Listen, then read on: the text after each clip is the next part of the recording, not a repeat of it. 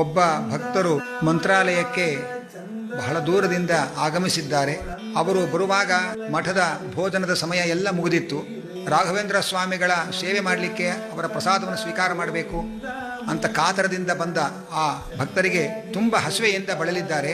ಎಷ್ಟು ಕೇಳಿದ್ರು ಎಲ್ಲೂ ಕೂಡ ಸಮಯ ಮೀರಿದ್ರಿಂದ ಅವರಿಗೆ ಊಟದ ವ್ಯವಸ್ಥೆ ಒದಗಿ ಬರಲಿಲ್ಲ.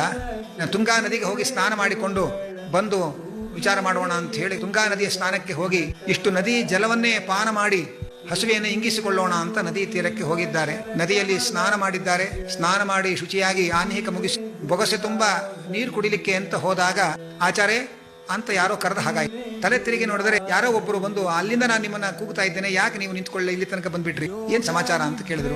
ಅಲ್ಲ, ಅಲ್ಲಿ ನಿಮ್ಗೆ ಹಸಿವೆ ಆಗಿದೆ, ಊಟ ಆಗಿಲ್ಲ ಅಂತ ಹೇಳಿ ಅನ್ನ ಕಳಿಸಿದ್ದಾರೆ, ಅದನ್ನ ನೀವು ತಗೊಳ್ಳಿ ಅಂತ ನಾನು ಅಲ್ಲಿಂದ ಕೂಗಿಕೊಂಡು ಬರ್ತಾ ಇದ್ದೇನೆ, ನೀವು ತಿರುಗಿ ನೋಡದೆ ಇಷ್ಟು ದೂರ ಬಂದ್ಬಿಟ್ಟಿದ್ದೀರಿ, ತಗೊಳ್ಳಿ ಅಂತ ಹೇಳಿ ಒಂದು ಬಾಳೆ ಎಲೆ, ತಟ್ಟೆಯ ಮೇಲೆ ಬಾಳೆ ಎಲೆ ಹಾಸಿ ಅಲ್ಲಿ ಎಲ್ಲ ರೀತಿಯ ಅಡಿಗೆಯನ್ನು ಬಡಿಸಿದ್ದನ್ನು ತಂದು ಕೊಟ್ಟಿದ್ದಾರೆ.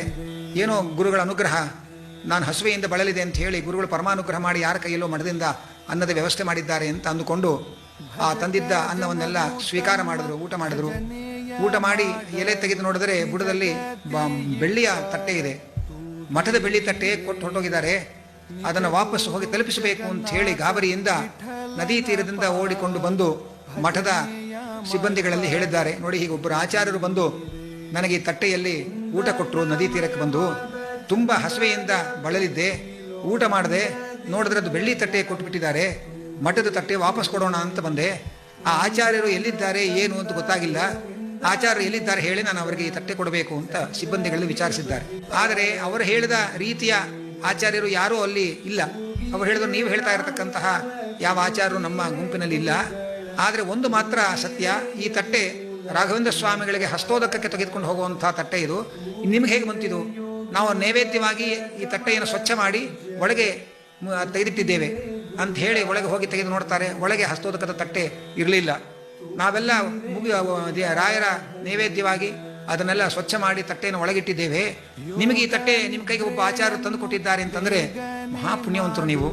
ಪ್ರಾಯ ರಾಘವೇಂದ್ರ ಸ್ವಾಮಿಗಳೇ ಆ ಬ್ರಾಹ್ಮಣನ ರೂಪದಲ್ಲಿ ಬಂದು ಈ ತಟ್ಟೆಯಲ್ಲಿ ನಿಮಗೆ ಅನ್ನವನ್ನ ಕೊಟ್ಟು ಅನುಗ್ರಹ ಮಾಡಿದ್ದಾರೆ, ನೀವು ಮಹಾ ಭಗವದ್ಭಕ್ತರಾಗಿದ್ದೀರಿ, ಇದು ರಾಯರ ದೊಡ್ಡ ಕರುಣೆ ಅಂತ ಹೇಳಿ ರಾಘವೇಂದ್ರ ಸ್ವಾಮಿಗಳಿಗೆ ಆ ನೈವೇದ್ಯ ಮಾಡ್ತಾ ಇದ್ದಂತಹ ಹಸ್ತೋದಕದ ಆ ತಟ್ಟೆಯನ್ನ ಅವರು ತೆಗೆದುಕೊಂಡು ಒಳಗೆ ಇರಿಸಿಕೊಂಡ್ರು.